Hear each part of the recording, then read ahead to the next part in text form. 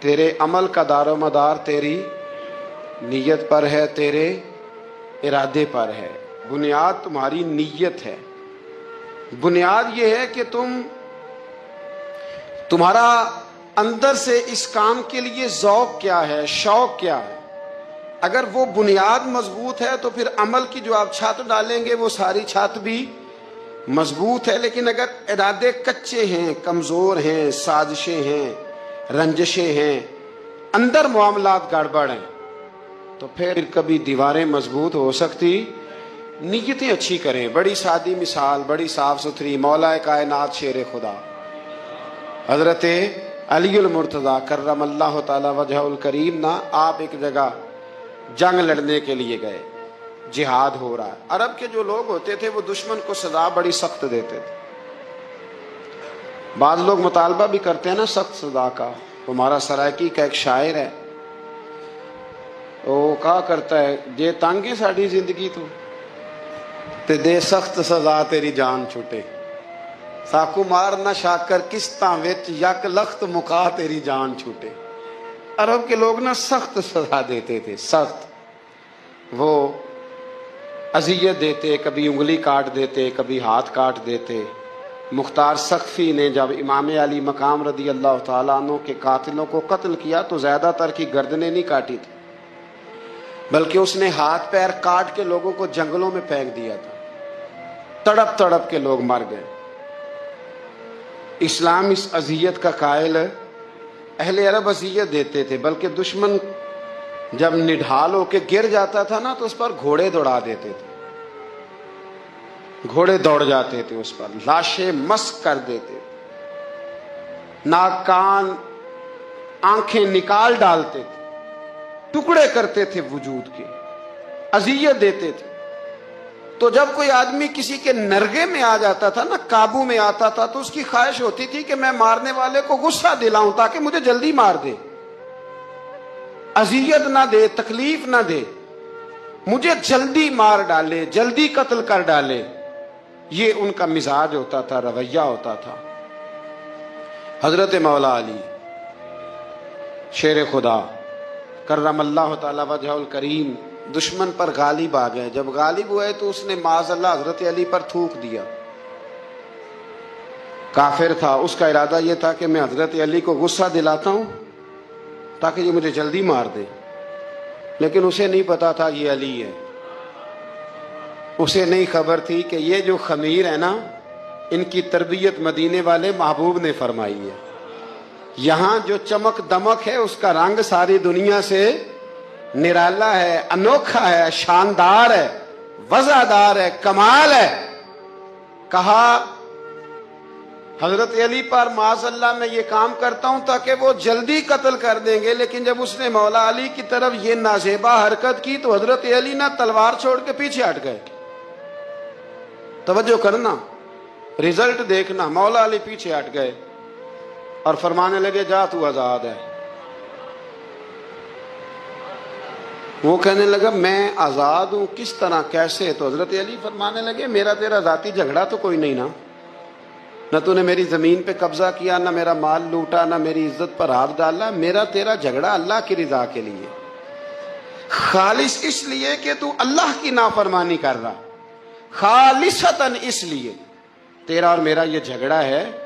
باقی جہاں تک تعلق اس بات کا ہے کہ اب تو نے میری ذات شامل کر دی، اب تو نے مجھے تکلیف دے دی، اب تو نے مجھے اذیت میں مبتلا کر دیا، تو حضرت مولا علی شیر خدا فرمانے لگے اب ذات آ گئی ہے میری بیچ میں، اب میری ذات بیچ میں آ گئی ہے۔ اب اگر میں تجھے قتل کروں گا تو لگے گا میں نے اپنے ذاتی غصے میں قتل کیا ہے، لہٰذا اب معاملہ یہ ہے کہ میں تجھے آزاد کرتا ہوں، اب تو چھٹی کر سکتا ہے، جا سکتا ہے، دوبارہ کبھی میرے ہاتھ آئے گی تو دیکھی جائے گی۔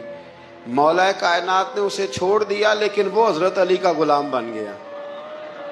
وہ غلام بن گیا، کہنے لگا علی اب سمجھ آئی ہے کہ دین کتنا شاندار ہے، دین کتنا اعلیٰ ہے، دین کی قدریں کتنی پاکیزہ اور کتنی حسین ہیں، اور کتنا منور ہے محبوب کریم کا دین، آپ مجھے کلمہ ہی پڑھا دیں۔ گویا جو بندہ تلوار سے فتح نہ ہو سکا وہ مولا علی کے خلوص سے فتح ہو گیا۔ حضرت علی کے خلوص سے، للہیت سے، اللہ کے ساتھ جو ان کا رشتہ تھا، اس رشتے کی برکت سے وہ آدمی فتح ہو گیا۔ میرے بھائی، ہمارے معاملات کے اندر للہیت ختم ہوتی جا رہی ہے، خلوص نہیں رہا۔ کرامتیں ہیں، کہانیاں ہیں، داستانیں ہیں، الزامات ہیں، جھوٹ ہے، فریب ہے، فراڈ ہے، بڑا کچھ ہے۔ اگر نہیں ہے تو خلوص نہیں ہے، اگر نہیں ہے تو ہمارا اللہ اور اس کے رسول کے ساتھ رضا والا معاملہ نہیں ہے۔ کسی چیز کو اس کی حقیقت کی بجائے ہم تصورات کی دنیا میں جا کے، خیالات، توہمات اور افواہوں کی دنیا میں جا کے اس کو قبول کرتے ہیں۔ یاد رکھو، جن لوگوں کی زندگیاں اللہ کی رضا کے لیے تھیں وہ لوگ بڑے اچھے تھے، بڑے خوش بخت تھے، بڑے خوش نصیب تھے۔ انہیں بدر کے میدان میں گردنیں کٹانے میں بھی بڑا ہی مزہ آیا تھا۔ انہیں آپ دیکھیں نا، احد کے میدان میں جانے دینے میں بھی انہیں بڑا مزہ آیا۔ جب آدمی میں خلوص ہوتا ہے تو اس کے لیے جان قربان کرنا بھی آسان ہو جاتا ہے، لیکن جب خلوص نہیں ہوتا، پھر گفتگو ہوتی ہے، پھر باتیں ہوتی ہیں، پھر داستانیں ہوتی ہیں، پھر کہانیاں ہوتی ہیں، پھر لب و لہجہ ہوتا ہے، پھر منصوبہ سازی ہوتی ہے، پھر ہیلے بہانے، پھر سغرے کبرے جوڑ کے لوگ کہانیاں اور داستانیں بناتے ہیں۔ خلوص اور للہیت کے ساتھ اللہ کی بارگاہ میں جھکیں، عبادتوں کا، ریاضتوں کا، تلاوتوں کا جتنا اللہ ہمیں موقع دیتا ہے اس میں خلوص شامل کرنے کی کوشش کریں، للہیت شامل کرنے کی کوشش کریں، اللہ کی رضا شامل کرنے کی کوشش کریں۔ میرے نبی رحمت صلی اللہ تعالی علیہ وسلم نا حضرت معاذ ابن جبل کو جب یمن کے لیے روانہ کرنے لگے تو رسول پاک علیہ السلام نے بڑی نصیحتیں فرمائیں۔ ان نصیحتوں میں درد بڑا تھا۔ کیوں؟ اس لیے کہ حضور نے انہیں بتلایا تھا کہ جب تم واپس آؤ گے تو میری تمہاری ملاقات نہیں ہوگی، تم میری قبر سے گزرو گے۔ اکھاں جدوں میٹیاں زمانہ مینوں روے گا، اپنا تے اپنا بیگانہ مینوں روے گا۔ جدوں نہ میں دسیا میں خاراں نوں میں خانے وچ، جام ٹوٹ جان گے تے میں خانہ مینوں روے گا۔ کئی لک لک رون گے تے کئی بک بک رون گے، گلیاں دا ایانا تے سیانا مینوں روے گا۔ اور کیا خوبصورت بات انہوں نے کہی تھی، مجھے بڑی پسند ہے۔ کہنے لگے بے قدراں کچھ قدر نہ جاتی، او کیتی خوب تسلی ہو، اے دنیا دار پجاری زر دے کتیاں دے گل ٹلی ہو، بک بک روسن اکھیاں تکیو ویکھ حویلی کلی ہو، تے کوچ نصیر اساں جدوں کیتی پھر پہ جانی تھر تھلی ہو۔ کوچ نصیر اساں جدوں کیتی پھر پہ جانی، پھر کمال ہو جائے گی۔ بعد مرن دے مکھڑا میرا ہو جاوے جے تازہ، پھر سمجھ لینا محبوب میرے نے آن پڑے ہے جنازہ۔ حضرت معاذ ابن جبل رضی اللہ تعالیٰ عنہ سے حضور نے فرمایا، معاذ جب تم واپس گزرو گے نا تو میری قبر کے پاس سے گزرو گے، ملاقات نہیں ہوگی۔ تو وہ جو نصیحتیں تھی نا اس موقع پر، جب آپ گویا کسی سے آخری ملاقات کر رہے ہوتے، ان نصیحتوں کے اندر جو حسن ہوتا ہے، کمال ہوتا ہے، وہ تو جاتے جاتے کی بات، لے سجنا سا توڑ نہیں پائی، جان ہی دیتی راہ تیرے، وہ جو جاتے جاتے کی گفتگو ہوتی ہے، وہ جو انداز ہوتا ہے، بڑا کمال ہوتا ہے۔ اور اس کی گہرائی اور گہرائی کو وہ سمجھ سکتا ہے جس کو وہ لمحے میسر آتے، جو اس وقت اس مقام پہ کھڑا ہوتا ہے۔ حضرت معاذ ابن جبل رضی اللہ تعالیٰ عنہ تڑپ کے روئے کہ حضور کیا فرما رہے ہیں؟ حضور کوئی خاص نصیحت تو نبی پاک نے بڑا کچھ فرمایا، ایک جملہ حضور نے یہ کہا، معاذ عمل جتنا بھی کرنا خلوص کے ساتھ کرنا۔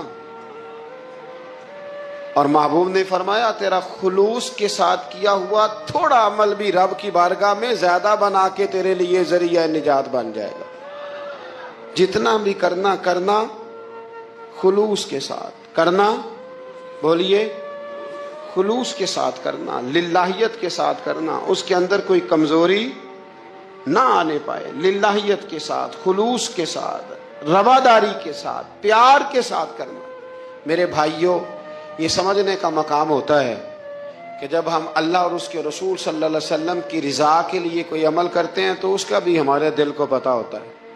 اور جب اندر ریاکاریاں ہوتی ہیں تو ہمارے دل کو اس کا بھی پتہ ہوتا ہے. ہمیں دونوں باتوں کی خبر. اب ہمیں خود سوچنا ہے, ہمیں خود فکر کرنی ہے, غور کرنا ہے کہ ہمارا انداز. ایک بزرگ تھے امام غزالی نے لکھا ہے, انہوں نے 7 سال پورے پانچوں نمازیں جماعت کے ساتھ پڑھی اور پہلی صف میں تکبیر اولیٰ کے ساتھ پڑھی. 7 دن نہیں پوری پڑھی جاتی پانچوں نمازیں پہلی صف میں پہلی تکبیر کے ساتھ. 7 پہلی صف میں تکبیر اولیٰ. کہتے ہیں امام نے اللہ اکبر کہا پہلی تکبیر میں, تو ہم نے بھی ساتھ ہی اللہ. پہلی صف میں 7 سال تک پانچوں نمازیں تکبیر اولیٰ سے بہت بڑا کارنامہ ہے, بہت بڑی بات ہے. مطلب بندہ یہاں سے اٹھ کے آتے ہیں, وضو کرتے, کوئی معاملہ آ گیا, کوئی مطلب اس کو حاجت ہو گئی استنجا وضو کی, تو وہ ٹائم نکل جاتا ہے. کئی دفعہ ایسے ہوتا ہے. 7 سال پورے نماز پڑھی. تو کہتے ہیں 7 سال کے بعد نا ایک دن 8واں سال لگا ہوا تھا, تو بزرگ فرماتے ہیں میں ذرا لیٹ ہو گیا. تکبیر اولیٰ تو مل گئی پر پہلی صف نہ ملی, تیسری صف میں جگہ ملی. بزرگوں کے تقوی دیکھیے گا. فرماتے تیسری صف میں نے نماز پڑھی تو میرے دل کے اندر خیال آیا, یار لوگ کیا سوچیں گے کہ اتنا اچھا اس کا ریکارڈ تھا, پہلی صف میں یہ نماز پڑھتا تھا, تو آج تیسری صف میں لوگ کیا سوچیں گے. فرماتے ہیں جب یہ لفظ زبان پہ آیا تو میرا ضمیر بول پڑا, جب یہ سوچ دل میں آئی تو میرا اندر تڑپ اٹھا, چھم چھم میرے آنسو نکلنے لگے, میں رویا. اور فرماتے ہیں لوگ چلے گئے اور میں نفل پڑھتا روتا رہا. میں نے کہا اللہ مجھے یوں لگتا ہے وہ 7 سال تک پہلی صف میں جو نمازیں پڑھتا رہا وہ تو لوگوں کو دکھانے کے لیے پڑھتا رہا. فرماتے ہیں میں نے 7 سال کی نمازیں قضا پڑھی, قضا نمازیں پڑھی, اس لیے کہ مجھے سمجھ آئی کہ وہ نماز اللہ کی رضا کے لیے نہیں تھی, وہ تو بندوں کو ریکارڈ بنانے کے لیے تھی. تو میں نے وہ 7 سال کی نمازیں قضا پڑھی.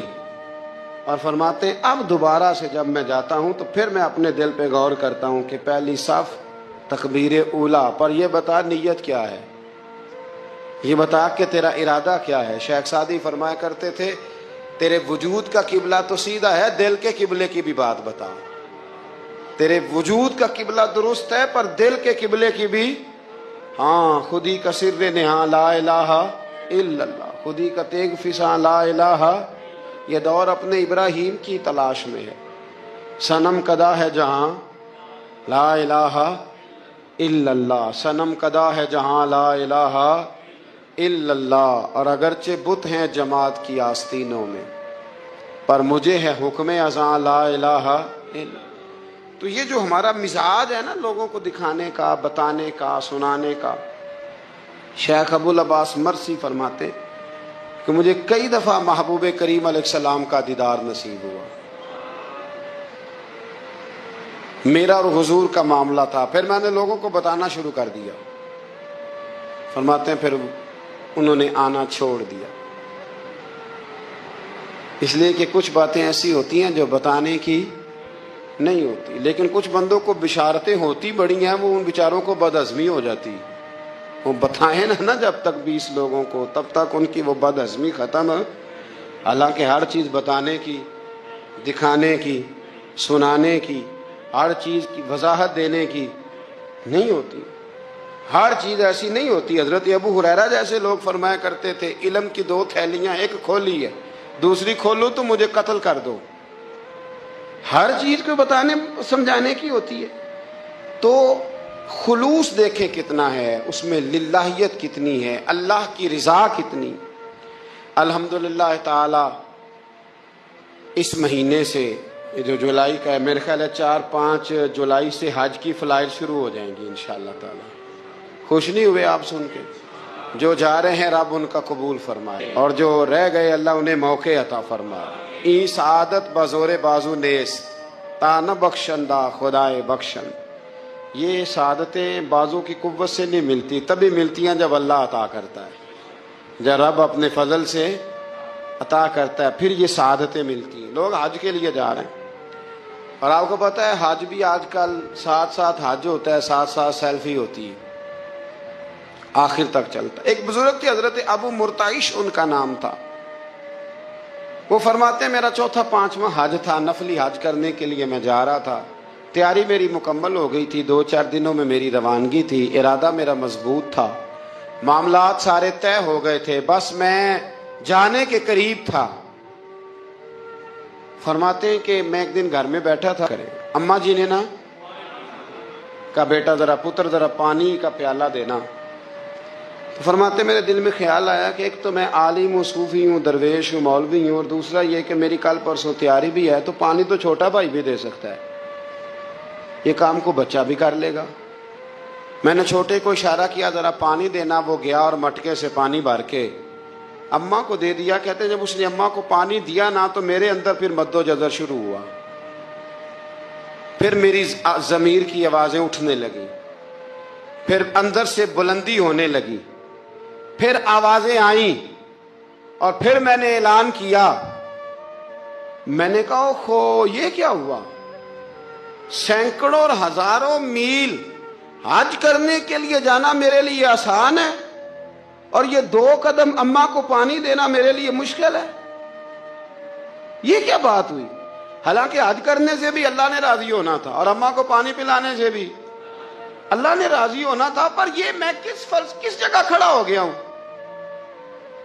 کہ سینکڑوں میل اور ہزاروں میل جا کے حج کرنا میرے لیے آسان ہے، لیکن پانی بھر کے لانا میرے لیے مشکل ہے۔ چند قدموں کے فاصلے پہ مٹکا پانی کا پڑا ہے۔ فرماتے ہیں بس اسی وقت پھر مجھے سمجھ آئی کہ وہ حج میں لوگوں نے ذرا حاجی حاجی کہنا ہے نا، حج میں لگا شور اٹھے گا نا کہ چھٹا حج کر کے آیا ہے، حج میں ذرا آوازیں اٹھیں گی نا ماشاءاللہ کیا بات ہے، پھول ڈلیں گے اور پتیاں گریں گی اور نام ہوگا، لیکن اماں کو پانی دینے سے کسی نے اعلان تو نہیں نہ کرنا، شاباش تو نہیں نہ دینی، کسی بندے نے آواز تو نہیں نہ اٹھانی۔ فرمایا میں اسی وقت اسی لمحے اٹھ کے ماں کے قدموں میں بیٹھا اور پیر پکڑ کے کہا اماں مجھے معاف کر دے۔ اماں کہنے لگی بیٹے کیا ہوا؟ میں نے کہا اماں مجھے سمجھ آ گئی، آج میرا نفلی ہے، میں اس سال نہیں جاؤں گا، اگلے سال جاؤں گا، اب یہ پورا سال میں تیری نوکری کروں گا، میں تیری خدمت کروں گا، تیرے پیر دباؤں گا، تیرے لیے کھانا لاؤں گا، میں تیری ڈیوٹی کروں گا، اس لیے کہ مجھے سمجھ آئی ہے کہ نیکی کا تصور اصل میں ہے کیا۔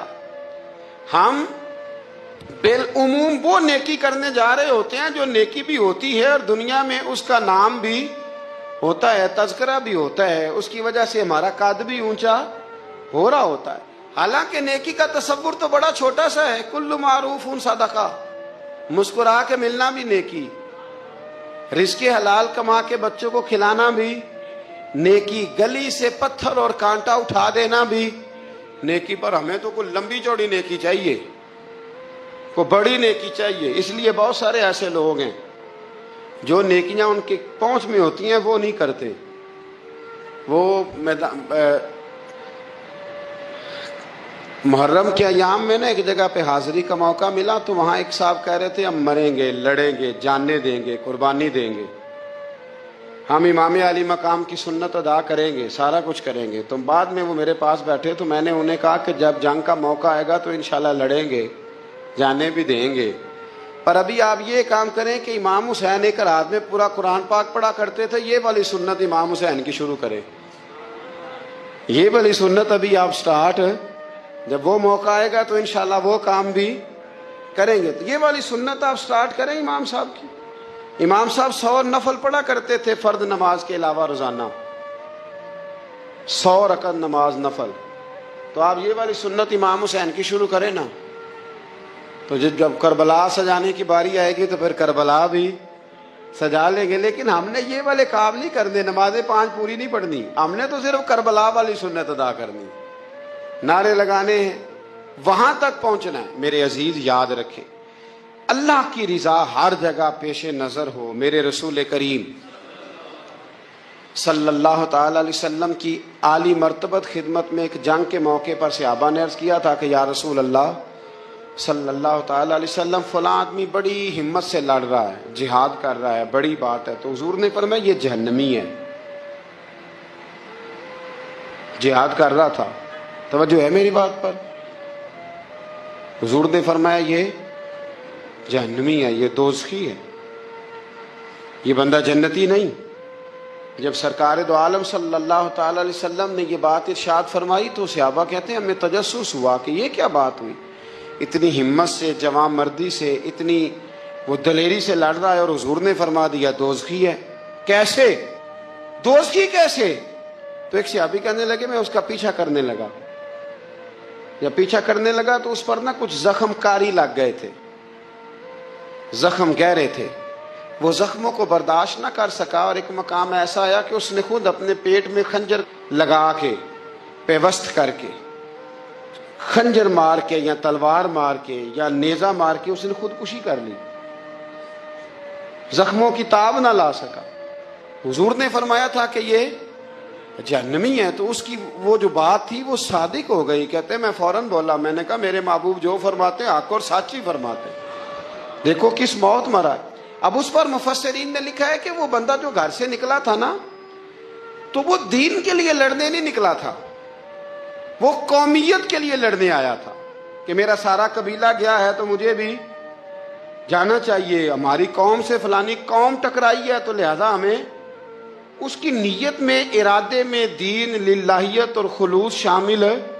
اس کی دلیل وہ حدیث ہے جس میں حضور نے فرمایا کہ عالم بھی، سخی بھی اور شہید بھی اس وجہ سے جہنم میں جائیں گے معاذ اللہ کہ ان کی خدمات کی وجہ اللہ کی رضا نہیں تھی، خدمات کی وجہ ذاتی شہرت تھی، بہادری کے دعوے تھے.